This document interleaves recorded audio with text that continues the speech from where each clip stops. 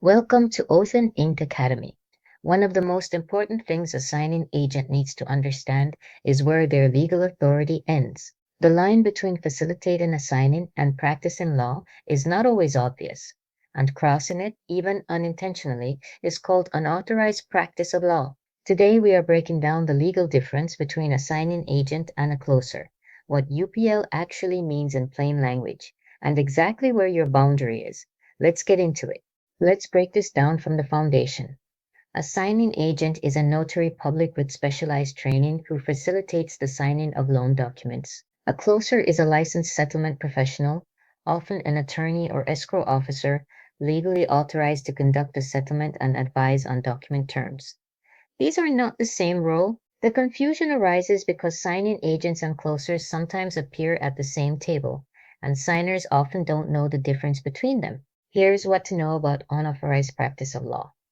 UPL occurs when a person who is not licensed to practice law provides legal services to another. This is broader than most people expect. You do not have to charge a fee to commit UPL.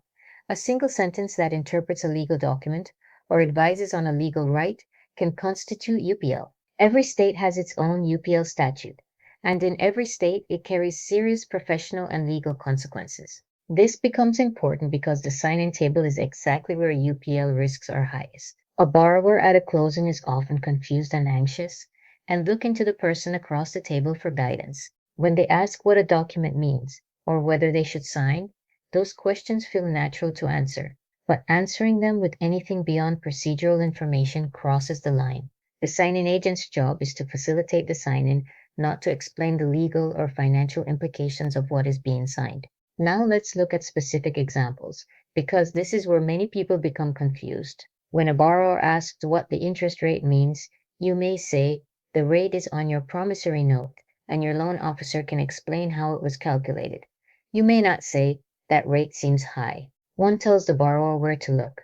The other interprets a financial term, and that is legal advice, regardless of how casually it was delivered. That single distinction separates safe language from a UPL exposure. Another important point. The right of rescission is one of the most common UPL traps for signing agents.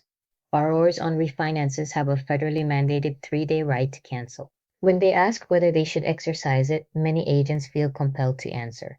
Your response must be, federal law provides you with 3 business days to cancel this refinance if you choose. If you have questions about whether to rescind, your loan officer or an attorney can help you with that decision. Never go further than that. What could happen if this line is crossed?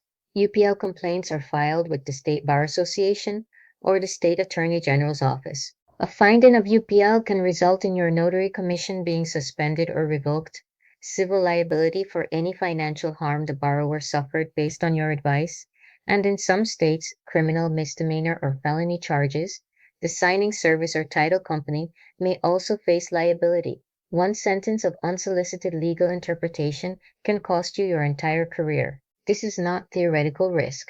One thing many beginners overlook, the compliant response to almost every difficult borrower question already exists. You do not have to guess where the line is. You need a small set of professional phrases that redirect without refusing to help. These include, your loan officer is the best person to explain that. An attorney can help you with that question. I can show you where that information appears in your documents. Each response is helpful, professional, and legally safe. Practice them until they feel natural. Here's where it can get confusing. Let's apply the boundary to real situations. A borrower mentions they weren't told about a prepayment penalty. You pause and redirect to their loan officer, not explain how penalties work. A borrower questions the closing costs. You point to the information in the closing disclosure and offer to pause, not evaluate whether the fees are reasonable. The pattern is consistent. Identify, redirect, and pause. Never interpret, advise, or evaluate. That formula handles every difficult conversation at the signing table. That is the complete boundary. And carry 3 things from this presentation. 1. A signing agent facilitates signings. A closer advises on them. Legally different functions. 2. UPL is not about intent. It is about what you said and whether it constitutes legal advice. 3. Your redirect phrases are your protection. Use them every time, not just when you sense risk. The borrower deserves accurate direction. You deserve a career that lasts. Subscribe to Oath and Ink Academy for more professional education.